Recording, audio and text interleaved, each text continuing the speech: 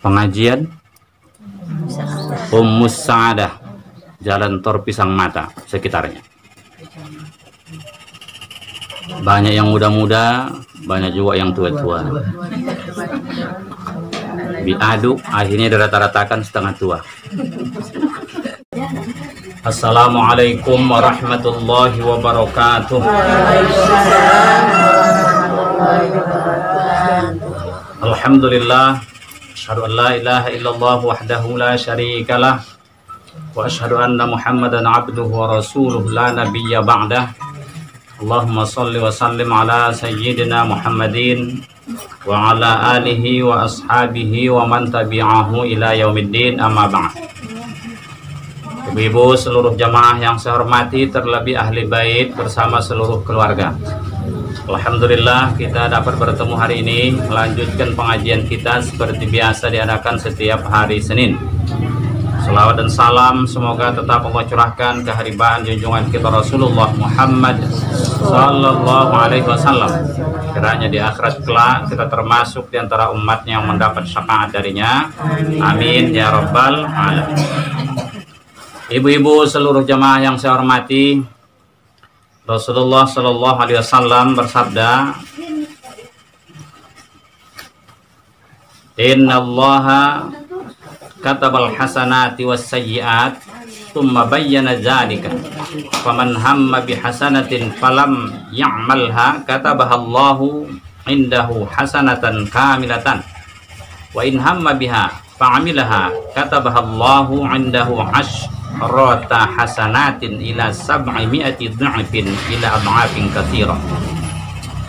Wa in hamma bi sayyi'atin falam ya'malha katabaha Allahu indahu hasanatan kamilatan.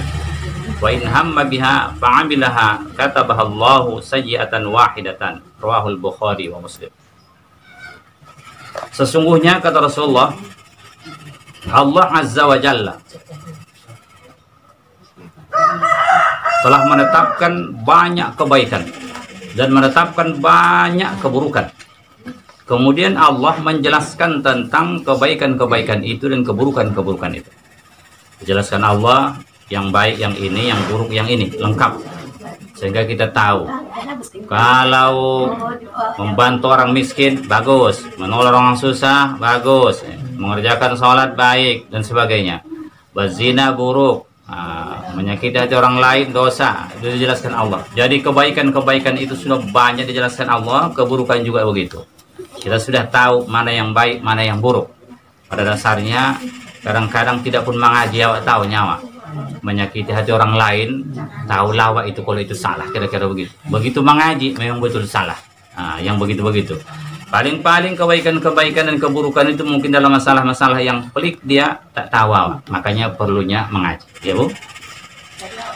Kemudian barang siapa yang mencita, maksudnya di sini berniat kuat untuk melakukan satu kebaikan, tapi rupanya dia tidak dapat melakukan kebaikan itu, maka Allah mencatat di sisinya orang itu telah melakukan satu kebaikan yang sempurna. Sudah dikerjakannya kebaikan tadi dan sempurna pahalanya satu. Contohnya, ibu sebenarnya berniat mau mengerjakan sholat sunat duha di waktu pagi itu. Bahkan ibu sudah masuk kamar mandi untuk berwudu. Sudah masuk kamar mandi untuk berwudu. Kemudian begitu berwudu siap, datang tamu. Assalamualaikum. Tamu kawan pula itu. Begitu masuk, dipersilakan, rupanya kawan lama pula. Ini jam-jam 10 mau sholat sunat duha ini. Kuat niat mau sholat duha, bahkan udah berwudu ibu. Begitu masuk, rupanya kawan lama pula. Tidak ingat lagi yang corona. Wah, si poluan. 3 orang pula, 1 orang 5 menit masih poluan. 15 menit. Udah, kombur. Sekarang ibu perhitungkan, gimana ya kalau aku sholat duha, nanti dipikir orang ini pula Pak alim-alim kan aku. Ya kan Bu? Ada perasaan tak enak. Takut pula perasaan orang tua, Allah Pak Lim kan lah. Akhirnya tahannya, iyalah kalau kawan ini cepat pulang nanti aku sholat duha. Rupanya kawannya pun karena sudah lama pula tak bertemu, lama pulangnya, bahkan makan siang di situ pula lagi. Akhirnya sholat duha tak dilakukannya. Tapi niatnya mau mengerjakan sholat duha itu sungguh-sungguh. Kalau tak ada halangan memang dikerjakannya lah. Tapi ada masalah tadi. Yang begini, tetap kata Rasul, Allah akan memberikan pahala untuknya melakukan sholat duha yang diniatkannya tadi berapa rakaat. Andaikan 2 rakaat, maka dicatat di sisi Allah dikerjakannya sholat duha itu 2 rakaat sempurna. Wah, itu dia. Kemudian, bila dia berniat untuk melakukan satu kebaikan, kemudian dia kerjakan kebaikan itu, maka Allah mencatat di sisinya 10 kebaikan itu dikerjakannya. Bahkan dilipat sampai 700 kali. Bahkan mungkin dilipat berlipat-lipat lagi. Jadi rupanya ibu kerjakan satu kebaikan itu pahalanya bukan cuma 1, dilipat 10. Ibu niat sholat duha 2 rakaat. Sholat duha ibu. Pada sholat duha ibu bukan pahalanya pahala sholat sunat duha 2 rakaat. Tapi kali 10. Berjadi 20 rakaat kan bu? Dilipat Allah lagi. Semakin mantap keikhlasan ibu. Berlipat lagi bisa sampai 700 kali lipat. Bahkan lebih dari itu. Melihat keikhlasan ibu lah dan kekhusyuan ibu waktu mengerjakan sholat duha. Luar biasa dibuat Allah. Dan apabila seseorang berniat untuk melakukan satu kejahatan, satu kesalahan, satu dosa, mau dikerjakannya, satu hal yang berupa dosa kok dikerjakan. Kemudian dia tidak jadi mengerjakannya. Mengapa tak jadi? Dengan kesadarannya, sadar dia, ini dosa ini. Dengan berbagai macam perhitungan akhirnya tak jadi dibuatnya lagi. Sadar dia kalau dia salah melakukan itu, maka tak jadi dibuatnya. Dia tidak dicatat berdosa, bahkan dicatat dia mendapat satu kebaikan di sisi Allah Subhanahu wa taala. Padahal dia tak sudah berniat berbuat dosa, tapi tak jadi. Mengapa tak jadi? Ini dicatat juga.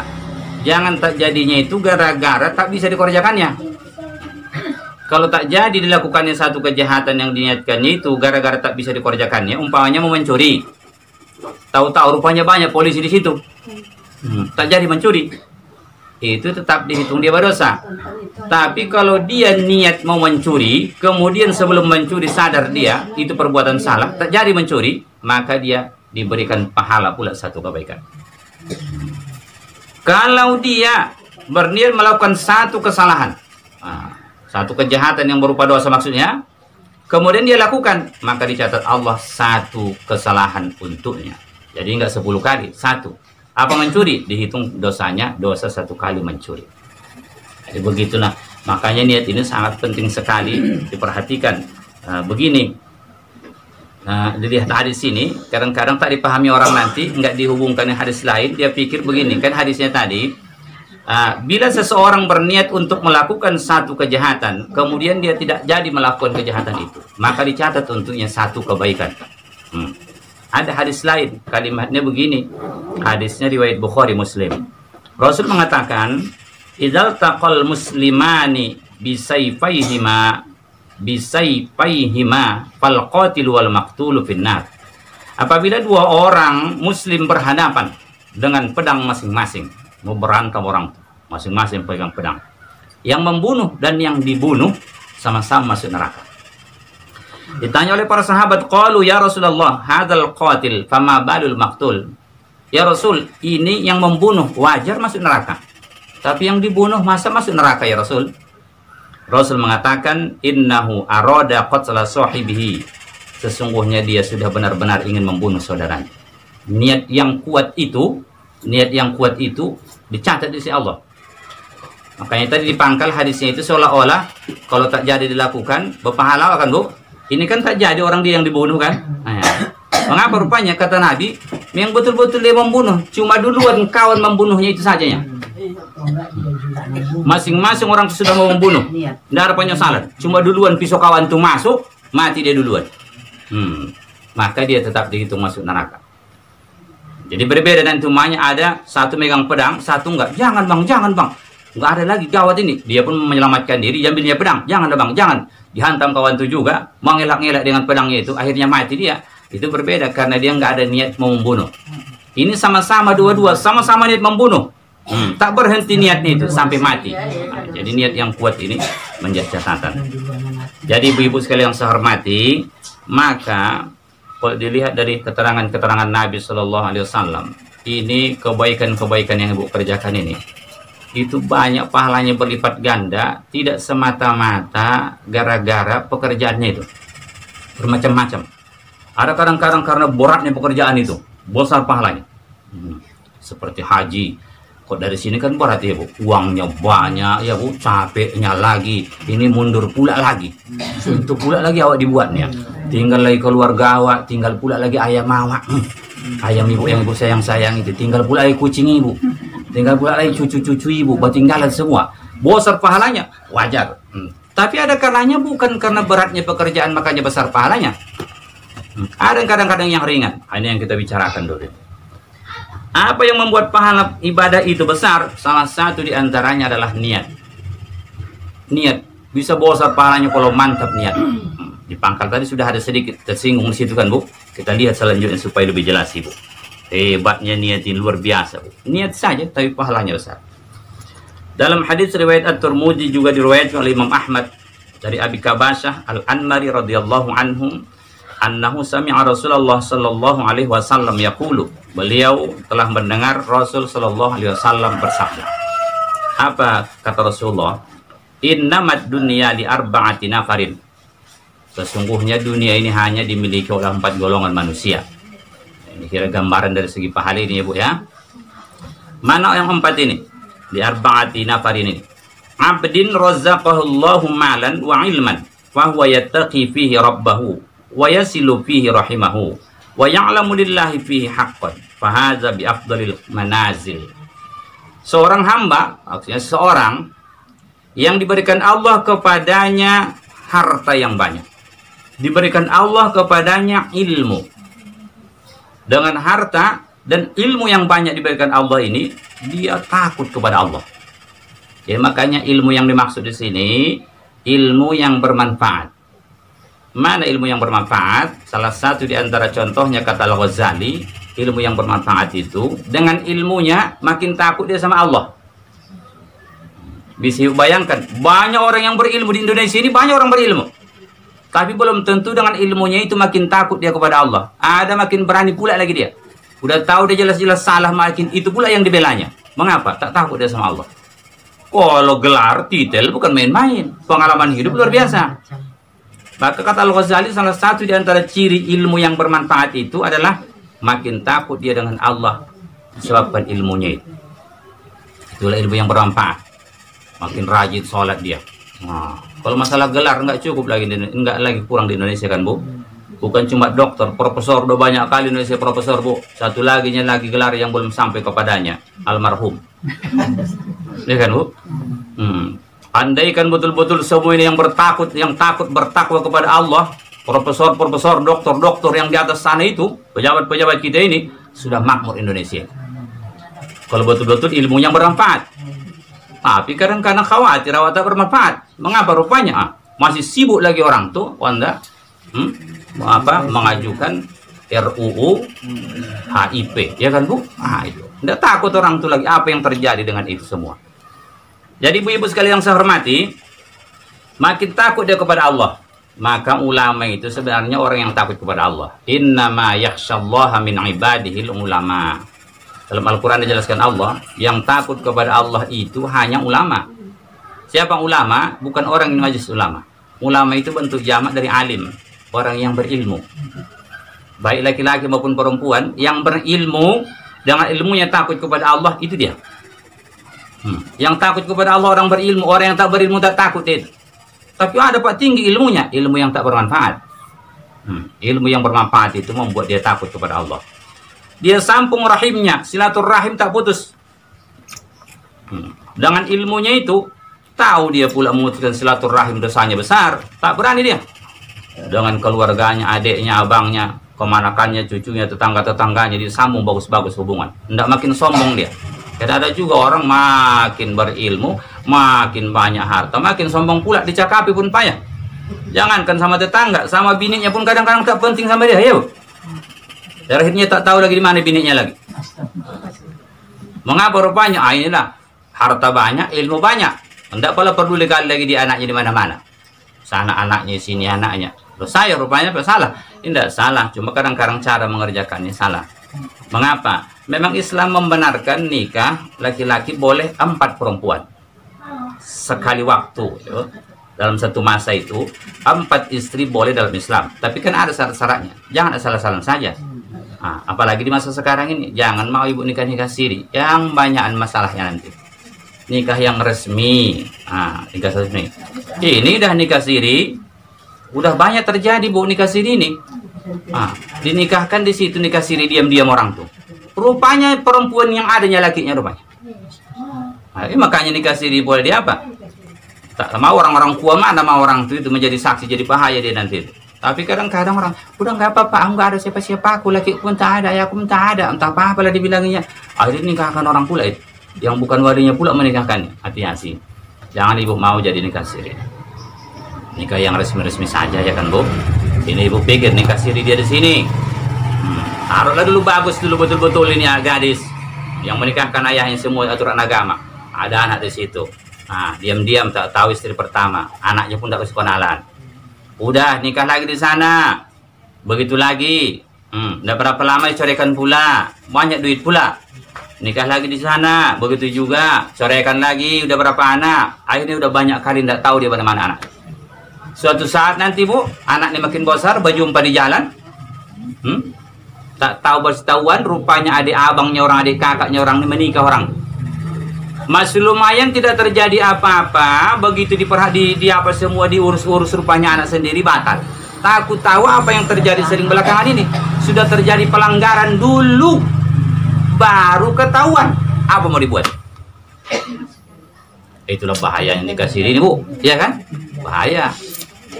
Yang payahnya takut tahu kayak yang bilang orang tua pula lagi. Datang anaknya laki-laki, hendak menikah. Kayak menikah laku ya.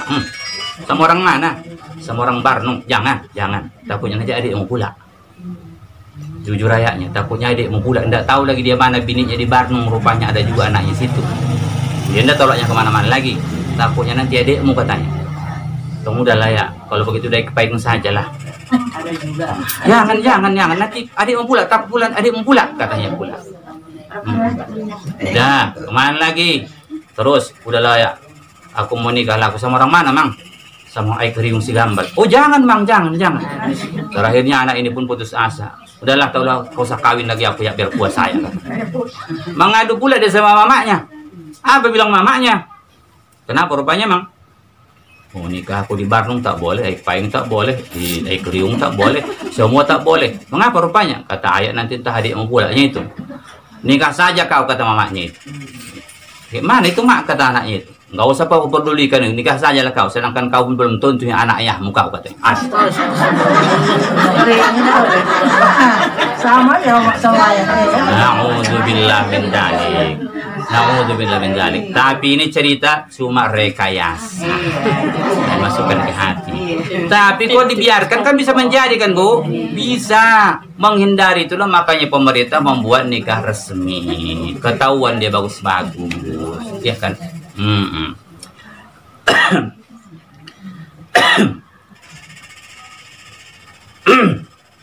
Jadi ibu-ibu sekalian yang saya hormati, seharusnya seperti tadi, ilmu yang bermanfaat, harta yang banyak, dengan itu dia makin takut kepada Allah, makin bagus ibadahnya, silaturahim dijaga, hak-hak Allah di situ diberikan. Kalau ada mungkin hartanya udah cukup nisab, cukup haul, dikeluarkan zakat, membantu fakir miskin dan sebagainya. Bagus. Dijelaskan Rasul di sini, fahadza bi afdalil manazil. Inilah manusia paling afdal kedudukannya di sisi Allah Subhanahu wa taala. Apalagi ibu rasa kurangnya pula. Udah kaya, ilmunya bagus, makin ramah, makin apa pula rendah hati, tidak sombong, rajin bersedekah, apalagi kurangnya Bu. Ibu tetangga pun rusak apa ibu? Pintu pagar ibu digantinya pula. Oh, udah baik kali itu kan Bu. Itu bilang tak baik, borak itu ya kan. Itu yang pertama. Yang kedua, di sinilah masuk nanti kaji kita. Ibu lihat masalah niat. Lihat masalah niat. Yang kedua kata Rasulullah, wa 'abdin razaqahullahu ilman wa lam yarzuqhu malan, fa huwa shadiqun niyyah, yaqulu "Lau anna li malan la 'amiltu bi 'amali fulan fa huwa bi niyyatihi fajruhuma sawa." Seseorang yang diberikan Allah kepadanya ilmu, tetapi Allah tidak berikan kepadanya harta. Ilmu ada, ilmu yang bermanfaat. Takut dia kepada Allah dengan ilmunya. Tahu dia bersedekah itu besar pahalanya. Dia pun kepingin, tapi tak ada harta yang boleh disedekahkan. Katakanlah cukup-cukup untuk dianya. Orang kaya tadi pula datang dia ke masjid. Assalamualaikum. Waalaikumsalam. Siapa ketua pembangunan masjid ini, Wak? Oh ini, Wak, ini, Wak. Apa itu? Ku tengok masjid kamu sedang direhab. Aku hendak membantu sedikit.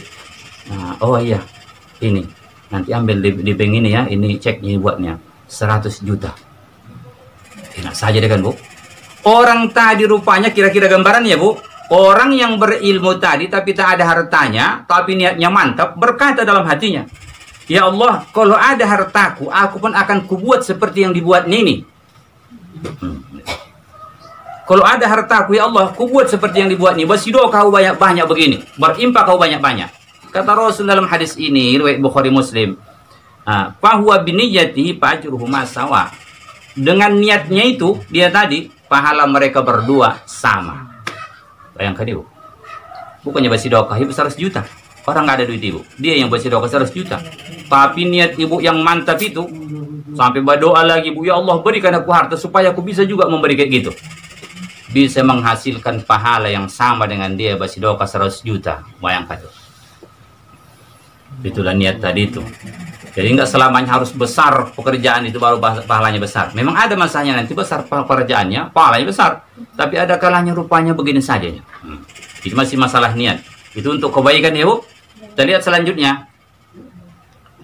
Wa 'abdin razaqahullahu malan wa lam yarzuqhu ilman fahuwa yakhbitu fi malihi bighairi ilm la yattaqi fihi rabbahu wa la yaslu fihi rahimahu wa la ya'lamu lillahi fi haqqan fa hadha bi akhbasil manazil. Seseorang yang diberikan Allah kepadanya harta tapi tak diberikan Allah kepadanya ilmu. Bukan artinya orang bodoh, ini bukan begitu maksudnya. Ilmunya tingginya, bahkan mungkin sudah gelarnya profesor, tapi ilmu yang tinggi itu bukan membuat dia makin takut kepada Allah. Bisa juga memang orang bodoh betul. Bisa juga dia bukan bodoh dalam pengertian tak ada ilmunya, bisa gelarnya tinggi tapi tak bermanfaat untuk dirinya ilmunya ini. Harta banyak, dia habiskan hartanya untuk hal-hal yang tidak baik. Berhura-hura, main perempuan umpamanya, berjudi, minum-minuman keras, tinggal di klub-klub malam, malaga ayam, dan lain sebagainya lah. Macamlah perbuatan-perbuatan maksiat dikerjakannya. Silaturahim pun putus, tak pala perlu sama dia anaknya, bininya, tak pala perlu sama dia itu. Keluarga yang mertua yang takut sama dia. Seharusnya awak yang takut sama mertua, ya Bu. Ini mertua pula yang takut sama dia. Awas kamu datang siang itu, gawat kita nanti kata mertua aja itu. Awas katanya pula itu. Oh macam, cuman lah pula 24 jam di udara. Kata orang, mengudara, maaf saya kerjanya. Ya, apa enggak gawat kan? Mertua pun takut. Zakat tadi dikeluarkan. Pembantu fakir miskin tak mau. Berimpak tak mau. Pokoknya dihura-hurakan saja lah harta yang banyak ini. Allah menjelaskan di sini bahwa inilah manusia paling buruk kedudukannya di sisi Allah. Paling buruk kedudukannya di sisi Allah. Harta banyak, ilmu tak ada. Ilmu tak ada maksudnya ilmu tak bermanfaat. Tak membuat dia makin takut kepada Allah. Manusia paling buruk di sisi Allah. Tapi yang keempat ini, Bu, tidak kalah buruknya dengan kawannya. Gara-gara niat. Makanya niat, hati-hati. Wa 'abdin lam yarzuqhu Allahu malan wala ilman fa huwa yaqulu law anna li malan la 'amiltu fihi bi 'amali fulan. Seseorang tak dikasih Allah dia harta, ilmu pun tidak. Harta tak punya, ilmu yang bermanfaat pun tak punya, Bu. Dia lihat tadi orang kaya yang tak punya ilmu itu menghura-hurakan, menghabiskan hartanya itu di jalan yang tak bagus, bazinawan perempuan, minum-minuman keras, berjudi dan lain sebagainya. Dia lihat itu, ada orang tak ada hartanya, tak ada ilmunya, tapi dia bilang, aku pun kalau ada hartaku, kayak gitunya aku buat. Itulah niat dalam hatinya. Rasul mengatakan, fahuwa biniyyatihi fawizruhuma sawa. Dia dengan niatnya itu, dosa orang itu sama. Coba bayangkan Ibu ruginya. Kalau yang pertama tadi, Bu, memang dinikmatinya pula, Bu. Maaf Ibu, berzina dia. Minuman keras dia berdosa dia kan Bu. Perempuan dia minum apa lagi dia, berjudi dia, dinikmatinya begitu, berdosa dia. Kawan nih enggak berjudi, enggak berzina, enggak minuman keras, orang enggak ada, tapi dosanya sama kawan tuh. Coba lah ya. Niat. Maka hati-hati Bu, niat Ibu. Kalau ada orang Ibu lihat berbuat baik, pasang niat, tumbuhkan dalam hati Ibu. Ya Allah, berikan aku kesempatan supaya bisa aku buat kayak gitu. Wah, itu dia baru mantap. Yuk. Tapi kalau berbuat jahat, jangan sekali-sekali Ibu berniat mau menirunya itu. Ada orang, rupanya pulang lakinya. Udah padat nengok lakinya, tengoknya rupanya chattingan di WA-nya itu macam main-main perempuan. Saking padat nengok lakinya, tapi ini jangan ditiru ya Bu. Ini hanya rekayasa, mana tak ada kesamaan nama dan gelar. Ini hanya rekayasa. Begitu pulang lakinya, diketok pintu, dibuka pintu, rupanya di tangannya pentungan. Pok ke kepala lakinya. Ini umpama, ini Bu, umpama. Pok, pingsan laki emang gelupur. Ada tangan orang rame ke situ Bu. Yakin lah Ibu, dalam dunia sekarang ini ada orang berbuat jahat, belum tentu semua sepakat mengatakan itu jahat. Ya Bu. Itulah, dipentungnya kepala lakinya, pingsan di situ. Di tangga itu, ada tangan orang rame.